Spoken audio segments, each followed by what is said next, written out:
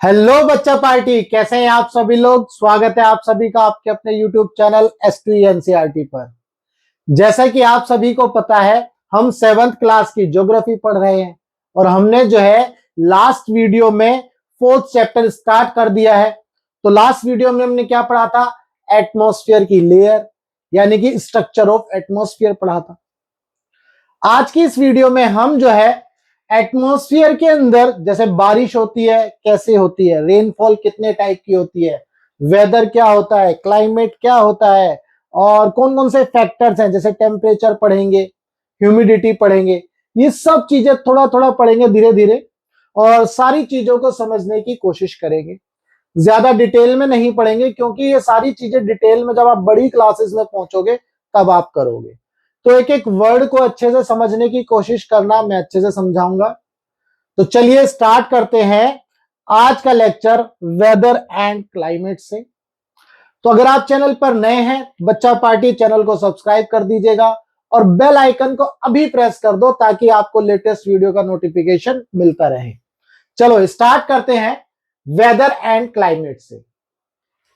देखो क्या होता है, हमें पता है कि भाई जैसे मान लो आप मैच देख रहे हो, है ना, और मैच देख रहे हो और एकदम से बारिश आ गई ग्राउंड में, तो आप सोचते हैं अरे यार इंडिया और पाकिस्तान का मैच है और बारिश आ गई, मैच रुक गया। अगर आप मैच के लिए मतलब आप बहुत अच्छे से आप एंजॉय करते हो तो आपको दुख होगा, अरे यार बारिश आ गई। ठीक, अब मान लो आप अपने घर के बाहर गए, बहुत तेज आंधी आ गई, ठीक है, बहुत तेज आंधी आई और कभी ऐसी सिचुएशन हुई, मतलब आज बहुत आंधी आ रही है, शाम को देखा अरे यार ये तो बहुत तेज धूप हो गई। तो ये क्या है, इन्हीं कंडीशंस को बोला जाएगा weather.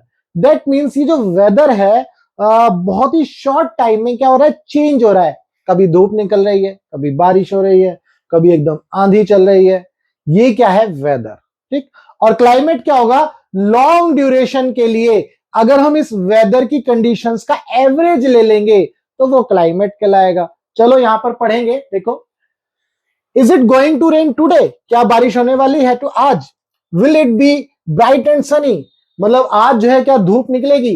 How many times have we heard this from anxious cricket fan speculating the fate of one day match. ठीक है, if we imagine our bodies to be radio and mind its speaker, weather is something that fiddle with its control knob.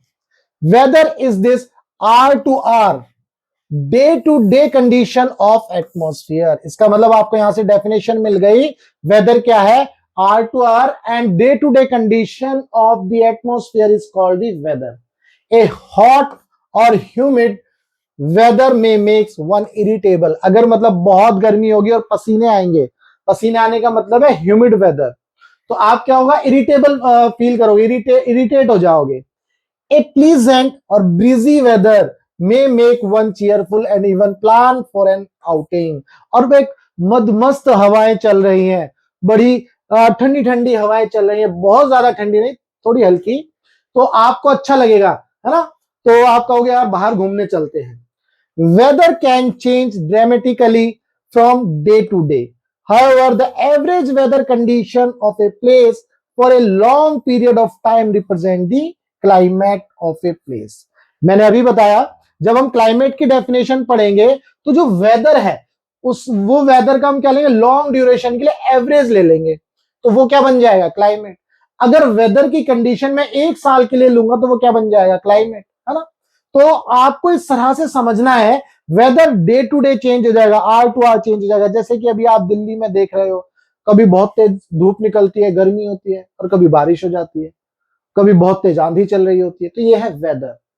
लेकिन climate की बात करें हम जो है दिल्ली के क्लाइमेट की, इस समय जून जुलाई में बहुत ज्यादा गर्मी पड़ती है, लू चलती है, तो वो क्या हो गया, क्लाइमेट। क्लियर है। तो ये क्लाइमेट होगा लॉन्ग ड्यूरेशन के लिए जब भी आप बात करेंगे। तो यहां पर हमने पढ़ा वेदर एंड क्लाइमेट। अब आगे बात करते हैं टेम्परेचर की। टेम्परेचर क्या है, the temperature you feel every day is the temperature of the atmosphere. ठीक है, the degree of hotness and coldness of air is known as temperature. मतलब अगर गर्मी है या ठंड है, ये कैसे पता चलेगा, डिग्री ऑफ हॉटनेस और डिग्री ऑफ कोल्डनेस से। तो हम बताएंगे कि भैया टेम्परेचर की बात हो रही है। टेम्परेचर कौन मेजर करता है? थर्मामीटर, यानी कि हम थर्मामीटर से मेजर कर सकते हैं। बैरोमीटर से क्या मेजर करते हैं? Atmospheric pressure. ठीक है, चलो रेन गेज से क्या मेजर करते हैं? रेनफॉल मेजर करते हैं। विंड वेन से क्या मेजर करते हैं? विंड की बेसिकली डायरेक्शन मेजर करते हैं। ठीक है, ये कुछ इंस्ट्रूमेंट्स है जो आप यूज कर सकते हैं टेम्परेचर बताने के लिए, प्रेशर बताने के लिए, विंड बताने के लिए, विंड का प्रेशर, विंड वेन और रेन का रेनफॉल बताने के लिए। ठीक है, चलो आगे बढ़ते हैं इसमें टेम्परेचर में ही। The temperature of the atmosphere changes not only between day and night but also from season to season. Summers are hotter than winter. भाई जैसा कि आपको पता है, अगर आप नॉर्थ इंडिया में रहते हैं तो नॉर्थ इंडिया में रहने वाले लोगों को पता है मई जून जुलाई में बहुत ज्यादा गर्मी पड़ती है, दिसंबर जनवरी फरवरी में जो है ठंड पड़ती है, तो सीजन चेंज हो जाता है। तो सीजन के दौरान भी टेम्परेचर चेंज हो जाता है। डे एंड नाइट में तो चेंज होता ही है भाई, दिन में जो है गर्मी होगी क्योंकि सनलाइट आती है, रात में थोड़ा सा मौसम ठंडा हो जाता है, चेंज हो जाता है, टेम्परेचर डाउन हो जाता है ना। ये हम यहाँ पर पढ़ रहे हैं। An important factor is that influence the distribution of temperature is insulation.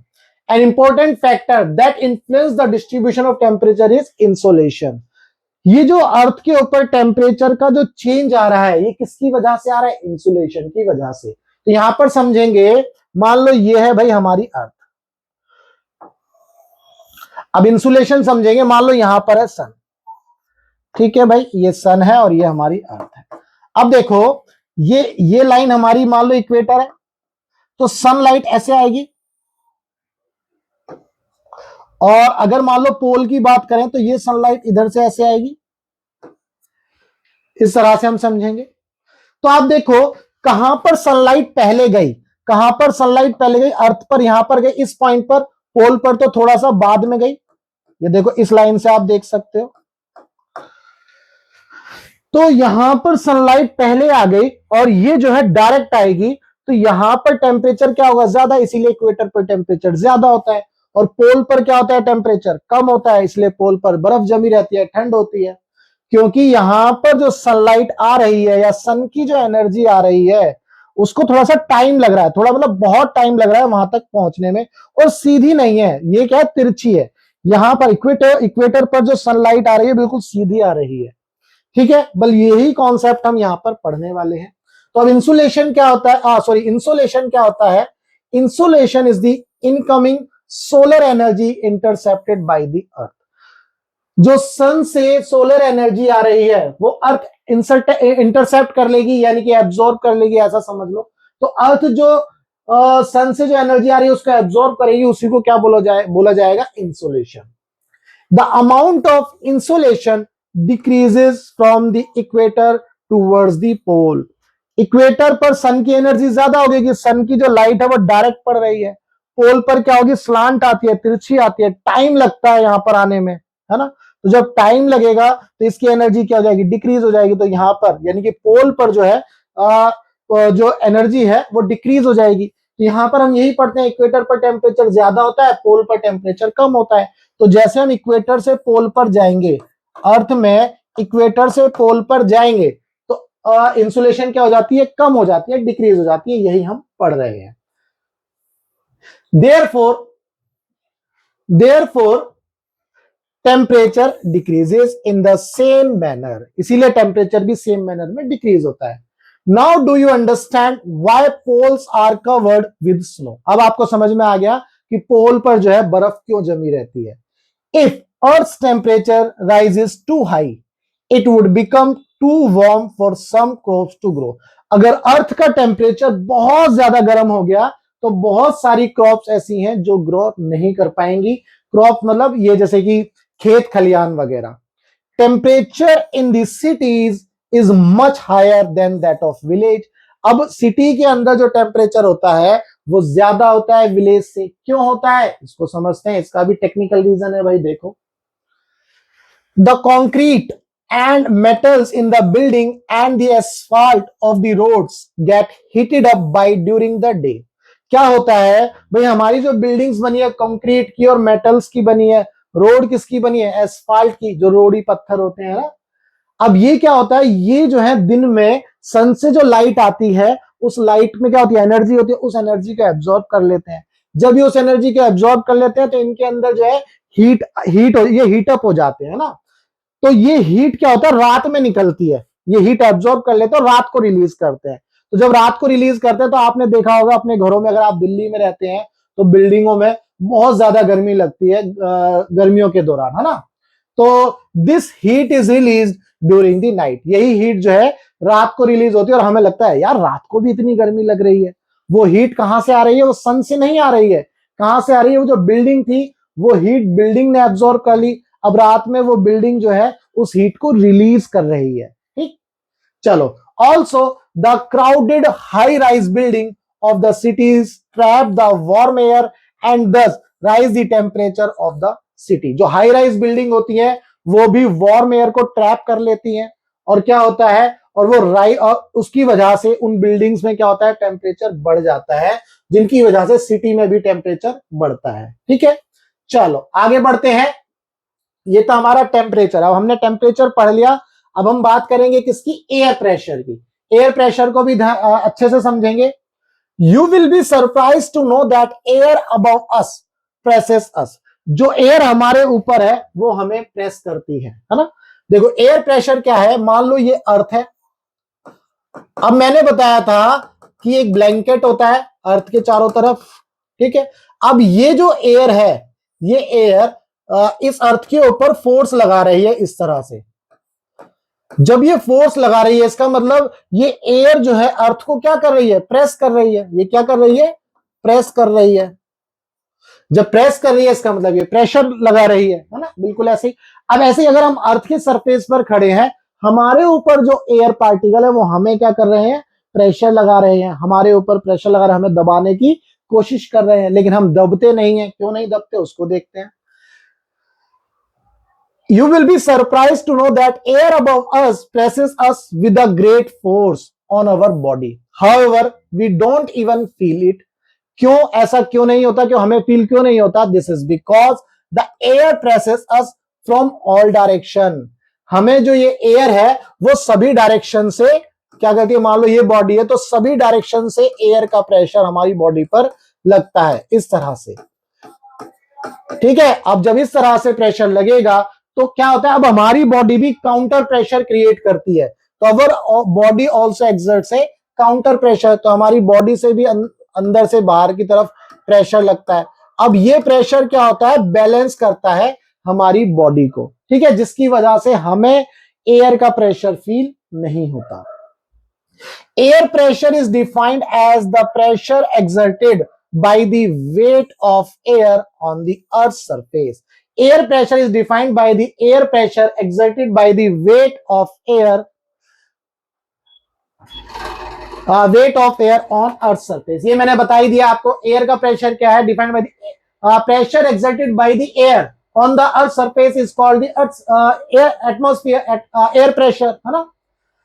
As we go up, जैसे जैसे हम ऊपर जाएंगे, the layer of atmosphere the pressure falls rapidly. जैसे जैसे हम ऊपर जाएंगे, अब देखो इसको समझने की कोशिश करो। मान लो ये अर्थ है और एक लेयर एटमॉस्फेयर की ये है, एक लेयर ये है, एक लेयर ये है।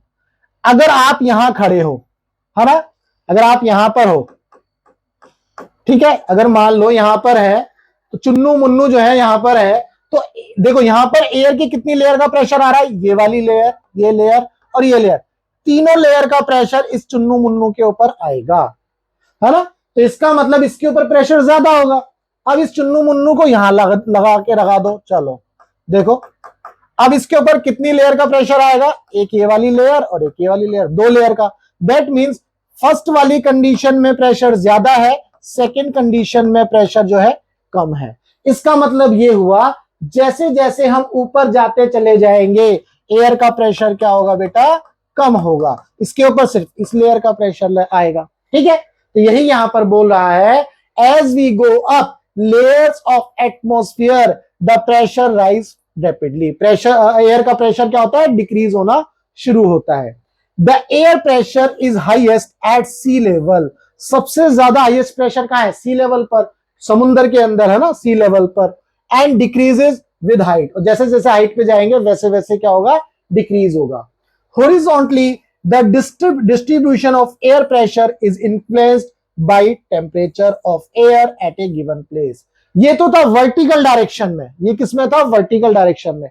अगर हम हॉरिजॉन्टल डायरेक्शन में देखें, अगर हम हॉरिजॉन्टल डायरेक्शन में देखें तो कैसे होगा?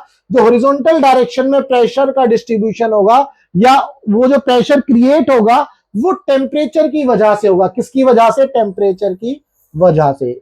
वेरी वेरी इंपॉर्टेंट पॉइंट, ये आपको याद रखना है। In areas where temperature is high, वो एरिया जहां पर टेम्परेचर बहुत हाई होगा वहां पर एयर क्या होगी? हीट हो जाएगी, और वो हीटेड एयर क्या होगी? राइज होगी। This creates a low pressure area, वो क्या करेगी? लो प्रेशर एरिया क्रिएट कर देगी। Low pressure is associated with cloudy skies and wet weather, है ना। लो प्रेशर आपको कैसे पता चलेगा? क्लाउडी स्काईज है ना, मतलब बादलों बादल आ गए, क्लाउड आ गए हैं। वेट वेदर यानी कि ह्यूमिड, ह्यूमिड कंडीशंस बन जाएंगी। अब यहां पर कैसे समझेंगे इसको? ऐसे समझेंगे, मान लो यहां देखेंगे इस डायग्राम को, मान लो ये अर्थ है ना भाई। अब यहां पर हॉरिजॉन्टल डायरेक्शन में ये हवा बह रही है, ठीक है। अब क्या होगा? जैसे जैसे ये हवा गर्म होगी तो इसका टेम्परेचर बढ़ेगा, टेम्परेचर बढ़ेगा तो ये एयर क्या होगी? ऊपर उठेगी। जैसे ही ये एयर ऊपर उठेगी तो अब यहां पर जो जगह है वो खाली हो जाएगी, ये खाली हो जाएगी, ये वाली जो स्पेस है, क्योंकि पहले तो एयर ऐसे जाती, अब लेकिन एयर ऊपर उठ रही है, तो यहां पर प्रेशर क्या हो जाएगा? यहां प्रेशर लो हो जाएगा, लो प्रेशर, एलपी लिख देते हैं। ये क्या हो जाएगा? लो प्रेशर, ठीक है। तो इस तरह से यहां पर लो प्रेशर क्रिएट होता है इन एरियाज। अब आगे बढ़ते हैं। In areas having low temperature the air is cold. अब ऐसे एरिया जहां पर टेम्परेचर क्या होता है? कोल्ड, कम होता है, वहां पर एयर क्या होती है? ठंडी होती है ना, एयर कोल्ड होती है। It is therefore heavy, और हवा क्या हो जाएगी? ठंडी हो जाएगी तो हैवी हो जाएगी। भाई गर्म होगी तो क्या होती है? हल्की हो जाती है, तो प्रेशर कम हो जाता है। लेकिन हवा अगर ठंडी होती है तो वो डेंसर हो जाएगी, भारी हो जाएगी, तो प्रेशर क्या हो जाएगा? बढ़ जाएगा, ठीक। Heavy rain, sorry heavy air sink and creates a high pressure area. अब ये जो हैवी रेन जो है सिंक होती है and creates a high pressure area. High pressure is associated with clear and Sunny sky. High pressure कैसे पता चलेगा? क्लियर और सनी स्काई होगा, उस कंडीशन से आपको पता चलेगा कि जो है प्रेशर कैसा है? हाई है उस एरिया में। The air always moves from high pressure area to low pressure area. जो एयर है वो कैसे फ्लो करेगी? हाई प्रेशर से लो प्रेशर वाले एरिया में फ्लो करेगी। ये ध्यान रखना, ये हॉरिजॉन्टल डायरेक्शन के लिए है, वर्टिकल डायरेक्शन के लिए नहीं है, ठीक है बच्चा पार्टी। आगे बढ़ते हैं। अब देखो विंड की बात करेंगे। Wind, the movement of air from high pressure area to low pressure area is called wind. देखो अब जब आपका हाई प्रेशर एरिया बना और लो प्रेशर एरिया, तो हाई प्रेशर एरिया से एयर फ्लो होगी लो प्रेशर एरिया की तरफ। भाई आप जब फोर्स लगाते हो ऐसे, तो आप जिस डायरेक्शन में फोर्स लगा रहे हो, आपने इधर फोर्स लगाया तो आप इधर ज्यादा फोर्स लगा रहे हो। मान लो आपका छोटे भाई और आप में लड़ाई हो गई है ना, तो आप ताकतवर हो थोड़े से, तो आप फोर्स लगा रहे हो, तो आप अपने भाई को पीछे की तरफ धक्का दे दोगे। इसका मतलब क्या हुआ? आप ज्यादा प्रेशर लगा रहे हो, आपका छोटा भाई कम प्रेशर लगा रहा है। तो आपने जब ज्यादा प्रेशर लगाया तो आप अपने भाई को धक्का दे देते हो, यानी कि हाई प्रेशर से लो प्रेशर की तरफ आप मूव करते हो। बिल्कुल ऐसे ही यहां पर होगा। The movement of air from high pressure area to low pressure area is called the wind, ठीक है, इसी को बोला जाएगा wind. You can see wind at work as it blows dry leaves down the pavement और uproot trees during the storm. मतलब ये कह रहा है कि आप विंड को कैसे पहचान सकते हो? भाई जब आंधी आती है तो पेड़ जो है बहुत तेजी से हिलते हैं, है ना। Sometime when the wind blows gently, you can even see it blowing away smoke और fine dust। और अगर हवा जो है बहुत धीरे धीरे बह रही है तो ये कैसे पता लग सकता है? धुएं के, जैसे धुआं है वो स्मोक है ना, वो उड़ रहा है और डस्ट पार्टिकल उड़ रहे हैं, उनसे बता सकते हो कि हाँ हवा जो है बह रही है, ब्लो कर रही है। At times wind can be so strong that it is difficult to walk against it. कभी कभी ये विंड जो है बहुत ज्यादा स्ट्रांग हो सकती है, आप जो है इसके अगेंस्ट में चल नहीं सकते. You must have experience that it is not easy to hold an umbrella on a windy day. यानी कि अगर बहुत तेज आंधी आ गई तो आप उस दौरान अम्ब्रेला को नहीं पकड़ सकते, यानी कि आप कंट्रोल नहीं कर सकते. Think of other example when strong winds have created disaster, है ना. देखो आगे क्या लिखा है, डिजास्टर या प्रॉब्लम फॉर यू. ठीक है, अब ये तो आप सोच सकते हो जब आंधी आती है तो छतरी नहीं पकड़ पाते, आप साइकिल नहीं चला सकते बहुत ज्यादा तेज आंधी आने से. तो ये जो है हमें क्या करते हैं, प्रॉब्लम क्रिएट करते हैं. Wind can broadly divided into 3 type. अब हम जो है विंड को 3 टाइप्स में डिवाइड कर सकते हैं. यहां पर एक ये डायग्राम दिया है, इस डायग्राम में जो है आपको इसका रीजंस नहीं पढ़ने, रीजंस आप बड़ी बड़ी क्लासेस में पढ़ोगे. मैं यहां पर टाइप बताऊंगा और यहां पर दिखाऊंगा कौन कौन सी विंड है. परमानेंट विंड, 3 टाइप की विंड पढ़ेंगे. सबसे पहले परमानेंट विंड. परमानेंट विंड में क्या है, द ट्रेड विंड्स. पहली ट्रेड विंड्स, दूसरी वेस्टर्लीज, तीसरी easterlies are the permanent wind. ठीक है, these blow constantly throughout the year in a particular direction. Trade wind, westerlies और ईस्टर्लीज. ठीक है, देखो अब आपको मैंने बताया था इक्वेटर पर प्रेशर क्या होगा, कम. पोल पर प्रेशर क्या होगा, ज्यादा. ये पोल है आपका, यहां पर प्रेशर क्या होगा, ज्यादा, है ना, इक्वेटर पर कम.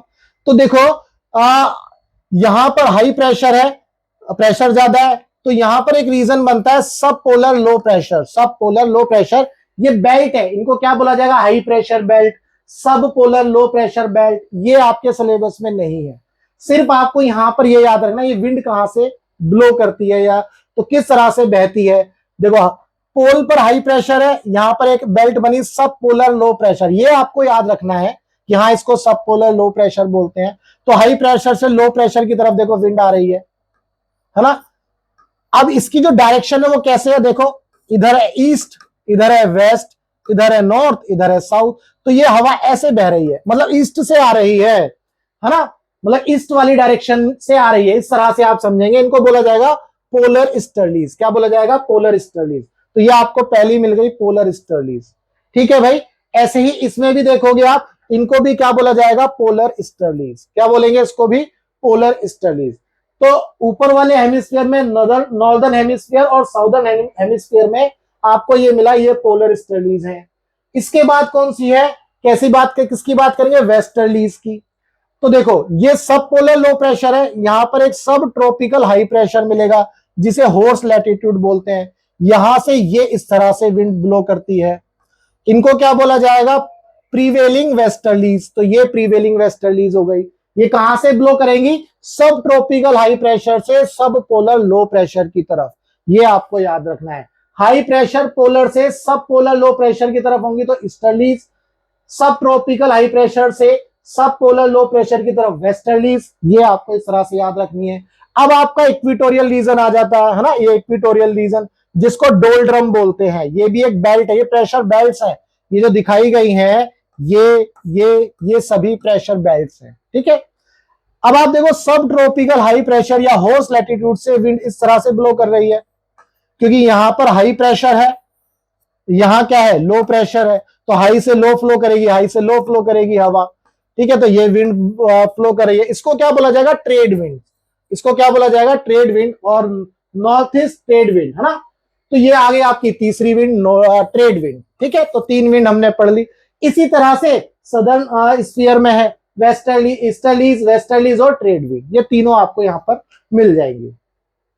तो ये तो हो गई परमानेंट विंड. ठीक है, यहां पर अब इनके रीजन नहीं, जैसे मैंने इसका रीजन तो बता दिया भाई, हाई प्रेशर से लो में चली गई.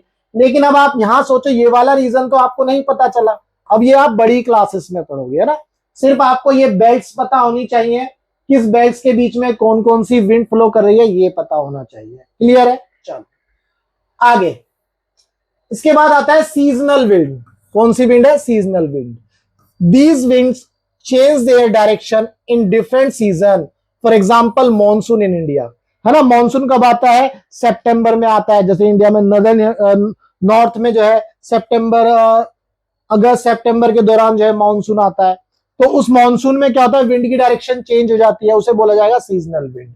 लोकल विंड्स कैसी हैं, जैसे अभी नॉर्थ इंडिया में लू चल रही है, तो वो लू क्या है, एक तरह से लोकल विंड है, ठीक है, जो लोकली बहती है। These blow only a particular period of day और एयर और year in A small area, एक स्मॉल एरिया में बहेंगी, ठीक है, इसको क्या बोला जाएगा, लू।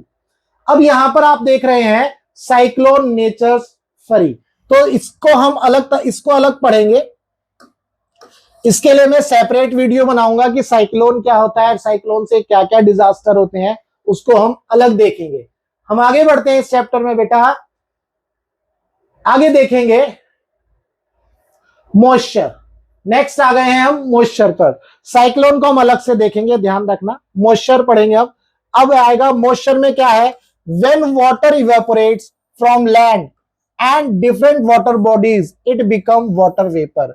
क्या होता है, गर्मियों में जो वाटर बॉडीज होती हैं वो क्या होता है, सनलाइट की वजह से गर्म हो जाती है, गर्म होती है तो वाटर क्या होता है, इवेपोरेट होता है।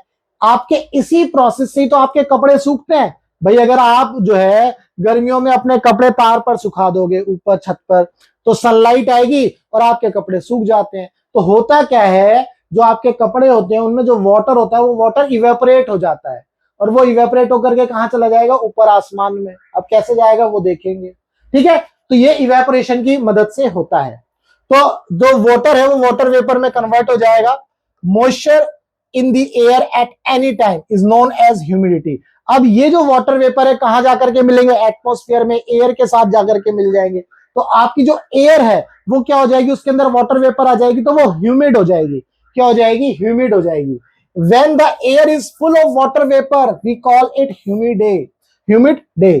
जब एयर आपकी फुल ऑफ वाटर वेपर होगी, बहुत ज्यादा वाटर वेपर आ जाएगी, तो ह्यूमिड डे कहलाएगा।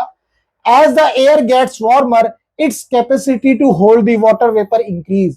जैसे जैसे एयर का टेम्परेचर बढ़ेगा, एयर गर्म होती रहेगी, इसकी कैपेसिटी पानी को एब्जॉर्ब करने की और बढ़ेगी। टेम्परेचर बढ़ेगा एयर का, लाओ और पानी लाओ, है ना। इस तरह से जो है इसकी वाटर वेपर को होल्ड करने की कैपेसिटी बढ़ जाएगी। And so it becomes more and more humid, तो एयर जो है मोर एंड मोर ह्यूमिड होती चली जाएगी। On a humid day clothes take longer to dry. अब अगर ह्यूमिड डे की बात करें तो कपड़े जो है बहुत आसानी से नहीं सूखते। आपने देखा होगा जब बरसात का मौसम होता है और बारिश नहीं होती, और आसमान जो है बादल छाए हुए, लेकिन बारिश नहीं हो रही, और ह्यूमिड है, हवा भी नहीं चल रही है ना, सितंबर अक्टूबर के दौरान, और आप कपड़े सुखाने गए तो उस कपड़े सूखते नहीं है ना, टाइम लेते हैं। And sweat from our body does not evaporate easily, और हमारे शरीर से जो पसीना है वो भी इवेपोरेट नहीं होता, making us feel very uncomfortable. इसकी वजह से हमें क्या फील होता है, अनकंफर्टेबल फील होता है। ठीक है, आगे बात करते हैं। When the water vapour rises, जब ये वाटर वेपर राइज करते हैं, इट स्टार्ट्स कूलिंग, ये क्या होना शुरू करते हैं, ठंडा होना शुरू करते हैं। अब the water vapour condense and causing formation of droplets of water. अब क्या होगा, जब ये वाटर वेपर ऊपर उठेंगे, जमीन से ऊपर उठते जा रहे हैं, उठते जा रहे हैं, उठते जा रहे हैं, उठते जा रहे हैं, तो ये क्या करेंगे, हीट को रिलीज करते हैं। मान लो ये ग्राउंड है, ये वाटर वेपर यहां से यहां ऊपर उठता जाएगा, तो क्या होगा, ये अपने अंदर से हीट को रिलीज करेगा। ये किसको रिलीज करेगा, हीट को रिलीज करेगा। जब ये हीट को रिलीज करेगा तो क्या होगा, ये वाटर ड्रॉपलेट ठंडा होता चला जाएगा, वाटर वेपर ठंडी होती चली जाएंगी। जब ये ठंडी होती चली जाएंगी तो एक ऐसा पॉइंट आएगा, ये वेपर किस में कन्वर्ट हो जाएंगी, वाटर में कन्वर्ट हो जाएंगी, लिक्विड में कन्वर्ट हो जाएंगी, है ना। जैसे वाटर की 3 स्टेज होती हैं, सॉलिड, लिक्विड, गैस। सॉलिड में आइस, वाटर, लिक्विड, और वेपर क्या होता है आपका, जैसे आप पानी गर्म करते हैं भगोने में तो वो वाटर वेपर ऊपर की तरफ आती है। तो ये वाटर वेपर अगर ठंडी हो जाएंगी तो दोबारा से ये लिक्विड बन जाएंगी, यही यहां पर लिखा हुआ है। तो इसकी ये वाटर ड्रॉपलेट्स बना देगा। Clouds are just mass of such water droplets. जो बादल होते हैं उनके अंदर क्या होता है, वाटर ड्रॉपलेट्स ही होते हैं। When these droplets of water become too heavy, जब ये बहुत हैवी हो जाएंगे, to float in air, इस बादल के अंदर जो है फ्लोट करेंगे, then they become down as precipitation। उसके बाद क्या होगा, ये प्रेसिपिटेशन होना शुरू होगा, जिसे हम रेनफॉल बोलते हैं। Jet planes flying in the sky leaves a white trail behind them. आपने देखा होगा होगा जेट प्लेन्स होते हैं, जैसे मान लो जेट प्लेन्स बनाते हैं, मान लो ये जेट प्लेन्स है ना। आपने देखा होगा जब जेट प्लेन्स आगे की तरफ उड़ते हैं तो पीछे की तरफ बादल का एक वो छोड़ करके जाते हैं, है ना। आपने इस तरह से देखा होगा व्हाइट कलर का जेट प्लेन्स उड़ेंगे तो पीछे की तरफ बादलों का एक स्मोक छोड़ के जाते हैं, तो वो बेसिकली व्हाइट ट्रेल्स। वो क्या है, वो है the moisture from their engine condenses. वो जो मॉइस्चर है इंजन से निकला है वो बेसिकली क्या हो गया, कंडेंस हो गया है। We see trail of these condense moisture from some time when there is no air movement to disturb it. ये हमें थोड़े समय के लिए दिखता है, उसके बाद अगर वहां से एयर फ्लो करेगी तो इसको डिस्टर्ब करेगी और ये क्या हो जाएगा, गायब हो जाएगा। ठीक है, आगे बढ़ते हैं बेटा। इसमें precipitation, precipitation that comes down to the earth in liquid is called rain. ये जो प्रेसिपिटेशन आता है अर्थ पर आता है लिक्विड की फॉर्म में, इसी को क्या बोला जाता है, rain. Most of the ground water comes from rain water. जो हमें पानी पीने को मिलता है इसमें मैक्सिमम पानी कहां से मिलता है, रेन वाटर से मिलता है। Plant help preserve water. When trees on the hill sides are cut, rain water flows down the bare mountain. मान लो ये माउंटेन है, यहां पर पहले पेड़ थे, है ना। मान लो ये कंडीशन ले लिए, पहले पेड़ थे, तो पानी जब यहां से आएगा तो ये क्या होगा, ये प्लांट की या ट्रीज की जो जड़ें हैं इस पानी को रोक लेंगी, तो पानी यहां तक नहीं आ पाएगा। अब लेकिन एक कंडीशन, यहां लो पानी बह रहा है, तो ये क्या करेगा, यहां पर पानी आएगा और यहां आ जाएगा पानी, तो यहां पर क्या क्रिएट करेगा, फ्लड क्रिएट करेगा ना, यहां पर फ्लड आ जाएगा, बाढ़ आ जाएगी। तो ये यहां पर यही लाइन लिखी है, the bare mountain and can cause flooding of low lying area. तो लो लाइंग एरिया में क्या आ जाएगा, फ्लड आ जाएगा। On the basis of mechanism there are 3 type of rainfall, the convectional rainfall, orographic rainfall and cyclonic rainfall. तो अब एक बार इनको जो है हम पढ़ लेते हैं, इनको समझ लेते हैं। ये 3 टाइप के रेनफॉल हैं, आपकी यहां पर डायग्राम में दिख रहे हैं। ठीक है, तो सबसे पहले क्या पढ़ते हैं हम, कन्वेक्शनल रेनफॉल पढ़ते हैं। कन्वेक्शनल रेनफॉल क्या होता है, ध्यान से समझेंगे हम इसको। देखो, सन से जो लाइट आएगी यहां पर, इसकी वजह से ये अर्थ क्या हो जाती है, हीट हो जाती है। अर्थ क्या हो जाती है, हीट हो जाती है। हीट होने की वजह से यहाँ पे जो वाटर बॉडीज हैं वो क्या होती है, इवेपोरेट होना शुरू होती है। जब इवेपोरेट होंगी तो वार्म एयर ऊपर की तरफ जाएगी, तो अपने साथ क्या लेके जाएगी, वाटर वेपर भी लेके जाएगी। जब ये वाटर वेपर लेके जाएंगी तो यहाँ पर क्या होगा, क्लाउड का फॉर्मेशन हो जाएगा। जब क्लाउड का फॉर्मेशन होगा और ये बिग बिग बिग होता चला जाएगा, तो एक टाइम ऐसा आएगा यहाँ पे वाटर वेपर्स बहुत ज्यादा हो जाएंगी, हैवी हो जाएंगी एयर से ज्यादा। तो ये वाटर वेपर क्या होंगी, वो हो जाएंगे, क्या बोलते हैं, प्रेसिपिटेट हो जाएंगी, और ये प्रेसिपिटेशन की फॉर्म में जो है एयर की फॉर्म, रेन की फॉर्म में आएंगी। ठीक है, ये है आपका कन्वेक्शनल रेनफॉल। तो कन्वेक्शनल रेनफॉल में बेसिकली जो लैंड होगी वहां पर जो वाटर बॉडीज होंगी वो हीट होंगी, मतलब वहां हीट होने की वजह से वाटर वेपर इवेपोरेट होंगी, है ना। तो वाटर वेपर जब ऊपर उठेंगी तो वो बादल बनाएंगी, बादल बनाने के बाद जब यहाँ पर जो वाटर वेपर्स आएंगी वो कंडेंस हो जाएंगी, कंडेंस होने के बाद उनका प्रेसिपिटेशन होगा और फिर वो रेन की फॉर्म में नीचे आ जाएंगी। यहां पर ये था। आगे बात करते हैं ओरोग्राफिक रेनफॉल की। ओरोग्राफिक रेनफॉल कहां होगा, माउंटेन वाले एरिया में। जैसे यहां पर वाटर बॉडीज है, ये जो है जब मोइस्ट एयर जो है, मोइस्ट एयर का मतलब है air plus water vapour, air plus water vapour. तो ये जो है ऊपर उठती जाएंगी, ऊपर उठती जाएगी ये एयर, माउंटेन की वजह से, क्योंकि बीच में माउंटेन आ गया उसकी वजह से ये एयर ऊपर उठेगी। अब आपको पता है जैसे जैसे एयर ऊपर उठेगी वाटर जो है इसका टेम्परेचर डाउन होगा। जब टेम्परेचर डाउन होगा तो ये वाटर किस में कन्वर्ट हो जाएगा, ये जो वेपर होंगी वाटर वेपर, ये किस में कन्वर्ट हो जाएंगी, लिक्विड में। ये वाटर किस में कन्वर्ट हो जाएंगी, लिक्विड में। तो यहां पर जाकर के बादल बनाएंगे और इस बादल में जाने के बाद ये वाटर ड्रॉपलेट जो है लिक्विड में कन्वर्ट हो चुकी हैं। अब ये इतनी हैवी हो जाएंगी कि ये जो बादल है इसको होल्ड नहीं कर सकता, तो क्या हो जाएंगी, ये बारिश हो जाएगी, प्रेसिपिटेशन हो जाएगा। ठीक है, तो ये आपका है कौन सा, ओरोग्राफिक रेनफॉल। साइक्लोनिक रेनफॉल बस ये समझना है, अब इनकी डेफिनेशन नहीं है, आप समझ लो। ओरोग्राफिक रेनफॉल में क्या होता है, मान लो यहां से वार्म एयर आती है और यहां से क्या आती है, ठंडी एयर आती है। ठीक है, कोल्ड एयर आती है, ये आई कोल्ड एयर, ये वार्म एयर। मान लो ये यहां आकर के मिलते हैं, ठीक है, यहां आकर के मिले। अब आपको पता है ये इसको इनको बोला जाएगा फ्रंट, इसको बोला जाएगा वार्म एयर फ्रंट, फ्रंट, और ऐसे ही इसको बोला जाएगा कोल्ड एयर फ्रंट। ठीक है, बड़ी क्लास में आपको पढ़ना है ये। तो क्या होगा, अब जब ये फ्रंट होगा तो जो वार्म एयर है वो तो ऊपर उठना शुरू करेगी, भाई वार्म एयर जो है ऊपर उठना शुरू करेगी। तो ये डायग्राम कुछ इस तरह से बन जाएगा, ये फ्रंट बना दिया। और कोल्ड एयर जो है ग्राउंड से टच रहेगी, क्योंकि कोल्ड एयर का जो टेम्परेचर है वो कम है, भारी है, तो कोल्ड एयर जो है ग्राउंड से सटी हुई रहेगी। तो जो वार्म एयर है वो क्या होगी, ऊपर उठेगी, ऊपर उठेगी, ऊपर उठेगी इस तरह से।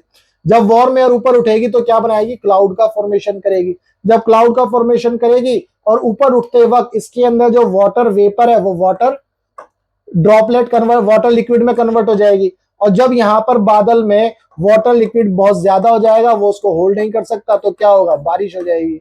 इस तरह से जो है आपका साइक्लोनिक रेनफॉल चलता है, जिसके अंदर दो एयर होंगी, एक डेंसर होगी, एक क्या होगी, लाइट होगी। यानी कि एक कोल्ड एयर होगी और एक हॉट एयर होगी या वार्म एयर होगी। ये दोनों जो है आपस में मिक्स करेंगी, मिलेंगी, जिसकी वजह से एक बादल का फॉर्मेशन होगा, और फॉर्मेशन होने के बाद जो है प्रेसिपिटेशन होगा। ठीक है, यहां पर ये जो है वैसे तो आप बहुत डिटेल में पढ़ोगे, बट आप 3 टाइप के रेनफॉल याद रख सकते हो, साइक्लोनिक रेनफॉल, रिलीफ या ओरोग्राफिक रेनफॉल, तीसरा है कन्वेक्शनल रेनफॉल। ठीक है बेटा, आगे। Rainfall is very important for the survival of plants and animals. It brings fresh water to the earth surface. If the rainfall is less, water scarcity and drought occur, सूखा पड़ जाएगा अगर बारिश कम होगी तो। On other hand, if it is more, flood takes place. अगर बारिश ज्यादा होगी तो फ्लड आएगा, बारिश कम होगी तो क्या होगा, बारिश कम होगी तो सूखा पड़ जाएगा, ज्यादा होगी तो जो है वो बाढ़ आ जाएगी, है ना। तो बच्चा पार्टी, ये था पूरा का पूरा चैप्टर, जिसके अंदर हमने क्या क्या पढ़ लिया आज। हमने वेदर कंडीशंस पढ़ी, वेदर एंड क्लाइमेट में टेम्परेचर पढ़ा, वाटर वेपर्स पढ़ी, विंड पढ़ा, है ना। ये सारी चीजें हमने आज की क्लास में समझी। और उसके बाद टाइप ऑफ रेन भी समझा, कितने टाइप का रेनफॉल होता है। ठीक, उम्मीद करता हूं बेटा आपको ये सारी चीजें क्लियर हो गई। हो सकता है वीडियो थोड़ी बड़ी बनी हो, मैंने सोचा था हम इसको कवर कर लेंगे, लेकिन अगर आपको ये कॉन्सेप्ट समझ में आना चाहिए, तो अगर आपको कॉन्सेप्ट अच्छे समझ में आ गया तो बच्चा पार्टी वीडियो को लाइक करना और ज्यादा से ज्यादा शेयर करना। मिलेंगे हम अपनी नेक्स्ट लेक्चर में, नेक्स्ट वीडियो में, जिसके अंदर हम इसके क्वेश्चन आंसर्स करेंगे, हम इसके क्वेश्चन आंसर्स करेंगे। ठीक है, एयर वाला जो चैप्टर है, 4th चैप्टर, इसके क्वेश्चन आंसर्स में एक्सप्लेन करूंगा, आपको बताऊंगा, आंसर्स दिखाऊंगा। तो आपको बने रहना है हमारे चैनल के साथ, और बने रहने के लिए आपको क्या करना है, आपको बेल आइकन प्रेस कर देना है, ताकि आपको लेटेस्ट वीडियो का नोटिफिकेशन मिलता रहे। तो चलो मिलेंगे हम अपनी नेक्स्ट वीडियो में, तब तक के लिए goodbye, tata, take care.